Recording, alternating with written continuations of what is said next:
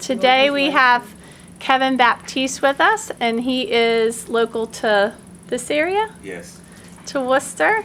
We're happy to have him to talk with the students about his experience with lymphedema and his challenges and what he's been able to accomplish working and living and exercising with lymphedema, and a little bit about his treatment and his care thus far. So everybody welcome Kevin. All right, first, are there any you guys seen the slides that she showed you, right? We've looked at the pictures and your awesome workout videos. Yeah, I was kind of eager to go about that. Yeah, well, you got to figure last year, or actually no, April 13th of almost 2 years ago, come this April, I was 505 pounds. Wow. Yeah. We don't know anything about your history, so you just tell us. What? Okay. Well, how everything came to be. All right, well, at 9 years old, actually, I was living in Oxford at the time. It started in my left foot. So my mom and stepfather, they had taken me down to Mass General, and they just thought it was something swelling, or because diabetes running in the family, so they did all kind of testing, nothing panned out, right? So There we go. the light. Sorry about that, Kevin. That's all right. So at that point, after the testing, nothing had came out. Everything was just fine. Then I started playing football, and everything was fine because I was forced to, so I was moving around, working out, so forced to circulation. So then I would say around 17 to 18, I stopped, I stopped playing football, and then I was just hanging out. So How old are you now, if you don't mind me 36. asking? Okay. Actually, I skipped a step. I would say my freshman year, one of the football coaches was like, Kevin, one of your legs are bigger than the other. So he said it's in the weight room. So I'm looking, I'm like, oh no, I'm thinking, I'm lifting wrong. It's disproportionate, right? So I'm like, all right. I'm like, nah, you're crazy. So then, 2 years later, after start playing and stuff, I noticed that it was literally this thigh was bigger than the left. So it was I was like, all right, but I didn't think nothing of it. I was like, just once again, disproportionate, let's work out some more. But that wasn't the case. Then it just got to the point where it was both the calves that were ginormous, right? And at first I thought everything was well, I was like, all right, I was working out. But then I couldn't see any different. As you can see, it wasn't like this, it was bigger than this. Wow. Yeah. So then I met with Dr. Castle, who's a cosmetic surgeon, and I would say around 21, that's when he performed. I had my first surgery, and he did it on the left. He did it on the left thigh. I mean the left calf and the right calf, and everything. What did he do? I'm sorry. He pretty much cut me open, took out the extra tissue. Oh. And then put it back, and I would say for almost 3 weeks I had the little balls in my legs to try and keep from getting blood clots and stuff like that. But it was the aftercare that was just horrible, because they wrapped me with ACE bandages, and as you know, ACE bandages as soon as they go, they have no limit. So they just kept on going and going. So I'm thinking, I'm buying ACE bandages like crazy, thinking, I was like, all right, that's the way to go, everything's working. But because at that time I was doing security, so it was a lot of time on my feet, that wasn't helping. So then I had to take time off again, and then it was actually this. It's funny now because how small it is. It was this leg this thigh that got bigger. So then it transferred over to this one. So then he did surgery again. Yeah. He knew that you had lymphedema? No, they didn't know that. No, they had it. At that point they didn't know it was lymphedema. But I'm not faulting him, because he's a surgeon. So his first instinct is let's cut it. It'll make it better. But that wasn't the case. So after he had, are you gonna put a mic on? Oh, great. We can hear you well enough, but last night when I was testing some of the video, it doesn't come up on the video so well. Okay. So I think this will be great. All right. So after the second surgery, And once again, it was he did the same thing. He cut out the extra skin and sewed me back up. And then it was once again it was the aftercare, the ace bandages. And then from that point, back when at this point Reliant was Fallon. So I was bouncing around, from different doctors, and they were like that. Saw a vascular doctor. She was thinking it was all these different things, and I even got like I don't know. I'd say the best way to call it like a uniboot, which is sort of like I was wrapped in like a case or a cast type ace bandage, and I had to let that sit for like 10 days.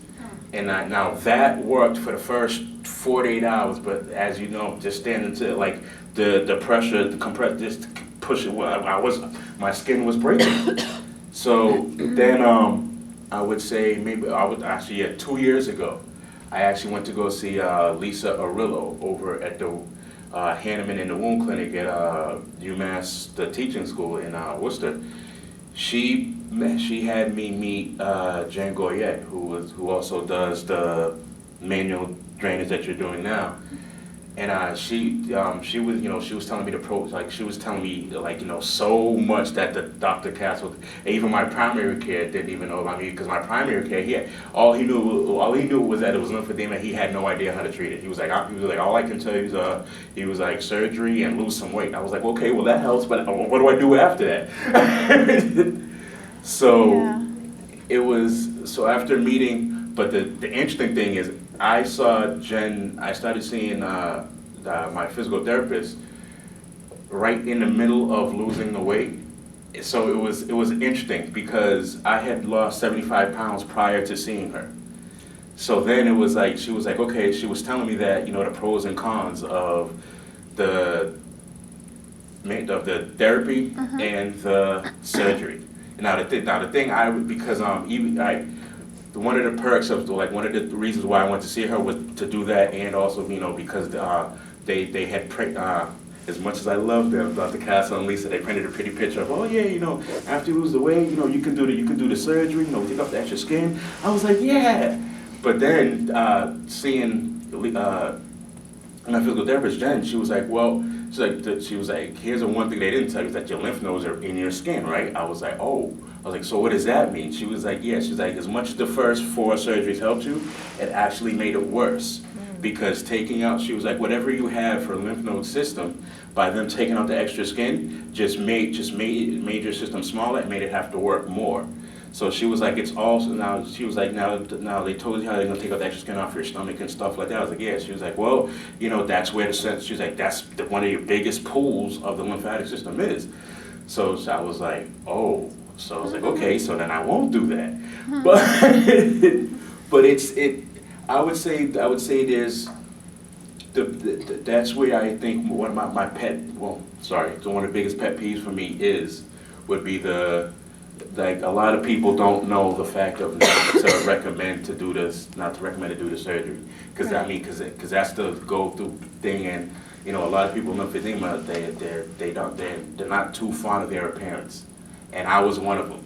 It wasn't until my sister, made me go out there and start walking and Weight Watchers that's when I started, understanding I could do it. It was funny because the day I signed up for Weight Watchers was the first day I walked. I was walking in sweater, sweatpants, and dress shoes. And I almost walked a mile. And then from that day, that April 13th, I went down to Weight Watchers, saw how much I weighed. And then by my sister's house, he mentioned how far we walked and then how much a mile was.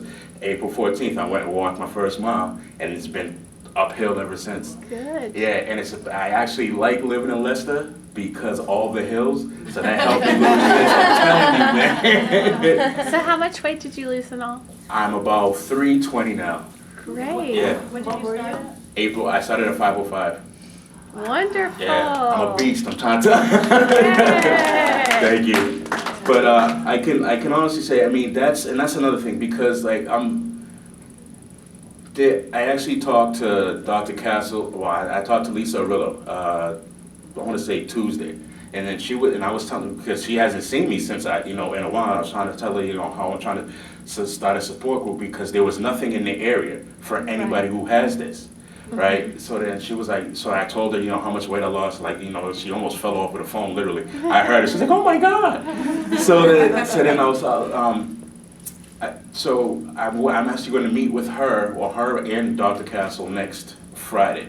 And I told them, I was like, you guys have the unique opportunity with this whole thing. And they were like, why? I was like, because you got to remember, I was like, I'm like, you have pictures from the very first, from before the first surgeries. I'm like, so now you've done 4 surgeries with me, right? So I was like, so after each surgery, nothing's panned out. I'm like, I'm proof. After the manual drainage, I'm proof. Yeah. So I know what I'm saying. Good. So and then as far because they've all according to Lisa told me that she's also tried to talk to other patients about eating right and exercising and stuff like that, and they don't want to do or even the wrapping because they think it's too hard or too much time or it's not going to pan off. And I was there up until I started losing the weight. And the irony of that is that when I was losing the weight, I wasn't wrapped. It was just the fact that I was like a 1940 superhero. I was just I was just shrinking. So it was like all this and then just all that. Yeah. So now it's, as you've seen the video, the work. There's a lot more to do. It's wonderful. Yeah. So with Jen, I know she did the M.L.D, the manual lymph drainage. Yep. Did she Actually, I did it yesterday. Did she do bandaging as well? Have you had any compression bandaging that's not ACE wrap? Yes, I forgot what it's called. I actually have some on now. I'm actually wearing a compression stocking now. Good. Yeah, all that. One thing I have to stress is that it's costly. Yeah. Because for me, it cost me $340 for one compression stocking. Yeah. Right. And then you got to figure even it's not ACE banded. I forget what the heck it's called. Short stretch. We call them short stretch. Yes. And ACE wraps are long stretch, so they're kind of work the opposite. But those are expensive too. Yeah. And then I found out an interesting thing about that is that the smaller ones have more compression than the bigger ones, which just boggle my mind. But anyways, it works. But it's all expensive, and it is. I actually, God gave me a gift of giving me a great place that health, wellness, whatever. Ryan will kill me for that. Anyways, but it's in Shrewsbury. And I was just the fact that we're able to do that, versus where a couple of years ago I was I had no idea what to do. So yeah, it's been an interesting and beautiful journey all at once, would be the best way to describe it. Now, do you have health insurance that covers your treatment or any part of the garment? They don't cover none of the garments. Okay. Because it's funny because I have Mass Health, which it was a Mass Health Medicaid that went into the community health or whatever. Now, how many of you are you guys from Massachusetts? Yes. All right, all right, for those who you are not, it's like your local state health insurance. Medicaid, not Medicaid. Yeah. So with that, all it does is pay for the physical therapy, and even that, it only paid for so much, to the point where I had to call them and I'm like, listen, I had 30 last year. You're gonna give me 30 this year. Yeah. Right. So. Good. And yeah, but as far as, like I said, the garments doesn't pay anything for. I guess for me it didn't. Ryan told me that there are some people who it does, but I guess depending on the severity of the case, it's different for each person. And I'll give you some resources on that too, and some companies that, have you tried, or does the therapist think a nighttime garment would help at all too? Has she talked about nighttime compression? They're kind of soft and quilted things that are measured to size and they can pull on. Yeah, all right. For me, yes, she did, but for me, it wouldn't work just because I wouldn't feel comfortable. But then, now the flip side of that being said is that I constantly have my legs wrapped. I would say the only times that my legs aren't wrapped is when I come home from the farm, just because I've been Yeah, I work on a 20-acre farm. Wow. Get a hold of that one. Right. So you're busy and you're moving the muscles, and Yeah. there's no problem getting your exercise. Nah, so when I get home, I just I take them off and I'm like, hey, that was a good day. I look at my legs, kind of impressed. I'm like, yeah, So nighttime's your time to have a little break. Yeah. But I do wrap them before I go to bed, just because history has shown me that the longer I leave them, untreated or uncompression wise, the bigger it'll come back. But What kind of, or do you use any creams or anything topically to help your skin? that just lotion. I forget the name of it. It's Like a Eucerin or something? that's it. Thank you. Yes. Good.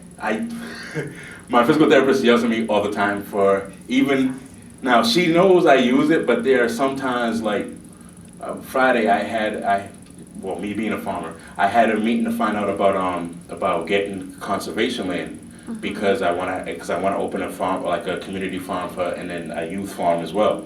So I didn't have time to do all that. I literally woke up, did a workout, took a shower, and got dressed and went to that. So when I saw her yesterday, she was like, Mr. Baptiste, I told you about Lymphedema. I was like, hey, I was like, I understand, but I was like, timetable, forgive me. Yeah, you gotta live too. Yeah. Now, have you, I just want to put you in touch with some resources and some vendors that can sometimes help. So I'll get your insurance information later and try and get you in contact with people that can help, maybe, with your insurance. And another thing I didn't mention to you guys yesterday when we went over, are you familiar with the National Lymphedema Network? Yes. At all? So they do a lot of patient education, and they also have a garment fund that you can apply for. I actually found out about that because I actually spoke with them online, and then I spoke with them, Kelly, and Saskia? I'm sorry, I'm remembering people's names lately. And I spoke with Kelly, and I emailed Saskia back and forth, but I'm on the Team Inspire, so I talked to a couple of people about that. I actually uploaded my story. I wasn't able to put up the workout thing because I think a lot of people would need to see that. And they actually told me about how they have the talk coming up in DC. I actually want to go to that. I actually want to speak at that, but it's baby steps. So that's a short-term goal for me this year. I want to speak at that. Well, I'll be there, so make sure you find me. All right. And Saskia would probably love to see this video and your story too, so we can help her get that. Okay. So. Any more questions? I don't know. This is like a just change in the law happened for Medicare. GMO versus Sibelius. Are you guys familiar with it? No. No. So there was like a lady who had last year who had a wound in her leg as a secondary of as a result of diabetes and bologna amputation, and Medicare refused to pay for her treatment because it said she will not have progress, she will not have improvement. So her from Vermont and another 6 people who have like MS, all those diagnoses that not necessarily will show progress, but their main goal is to stop the progression. I do remember that now that I heard it more related to the MS and so this stabilization. This the government, and that's why like GMO versus What was it called, Dave? What? What was it called? GMO, JIMMO versus Sibelius. Sibelius. I will send you the article and you can forward it to Great. everybody. It's a very good article. That'd be wonderful. And the law now said, which would be good for you to advocate for yourself, that in order to have a coverage for anything you have, not necessarily you will show progress, but to prevent further deterioration of your condition. Yes. So what you can be having therapy the rest of your life, and the insurance has to pay for it. Just email me that. Exactly. I got no problem telling them what to do about this now. Yeah. And if you just say GMO versus Sibelius, just last January, because the judge gave the government 1 year to come up with a settlement. So the settlement now, just last January, the settlement said in order for the government gave up to so in order for somebody who has like a condition that will not necessarily show progress, before they ask you if you have to have progress, but now the question is if the skilled therapy is needed. Yeah. Not necessarily if you're gonna make progress, but if it's needed. Before it was vice Good. versa. No, it's funny. Wonderful. I'm sorry. It's funny he says that because that's one of the since I started physical therapy, that's one of the constants. Every 30 days, right? There's always an evaluation. All right, how is this needed? You mean like how much pain you feeling, this, that, and everything. And the first time I saw it, I started laughing. And Jen's like, "What's so funny?" I was like, "Well, if I'm here, I'm not trying to milk the system. If I'm here, obviously it's because I need it, So Yeah, It- you're not gonna It's just. somewhere else than being there. yeah, I'm like, so I don't know. It just annoyed me, even to the point where when I came back, because there was like a 6 months window in between each session, because once again, they only pay for so much. So when I got back, like the day I walked in there, she was like, "I have some paperwork for you," and I was like, "You know what? I'm like, you're gonna have to wait till I come back, because I'm not trying to do this right now." Right. But- Good. Kevin, self-care, do you do a lot of do you do the M.L.D. on yourself? Do you Yes. want to do that? Yes, Jen, it was actually my second month into it. Because I asked, because I saw the results. I was like, all right, so the stuff I'm like, I actually wanted a whole, like, how you have the big charts? I wanted a whole, just so I could see the system and just sit there and study and figure out the best ways to try and approach this. But she gave me a chart on how to do the massages and the manual drainage. It's actually kind of weird doing it to myself, because when she does it, she's pushing it forward, and from when I'm doing it, I'm like pushing it back. And Yeah, you're pulling. Yeah, it's weird. It's interesting, but it gets the job done. Well, yeah, because it's like, all right, for my guys, it's like kneading dough, right? It's the best way to explain it. So like when she does it, she's like pushing it. I'm like, you're gonna make a heck of a pizza. Yeah. But seriously, but when I do it, it's like I have to it's like a workout for me, because I have to brace myself, and then because one of the biggest things is breathing, because of the weight loss. So I'm like pulling in. I'm like, oh my God, it hurts. But it does it. Yeah, that's a big workout in Yeah, and of itself. but it has to be done. Good. Did they figure out what was the Cause of it? cause? Because you said you started at 9 when you first started. Did they have a diagnosis for that?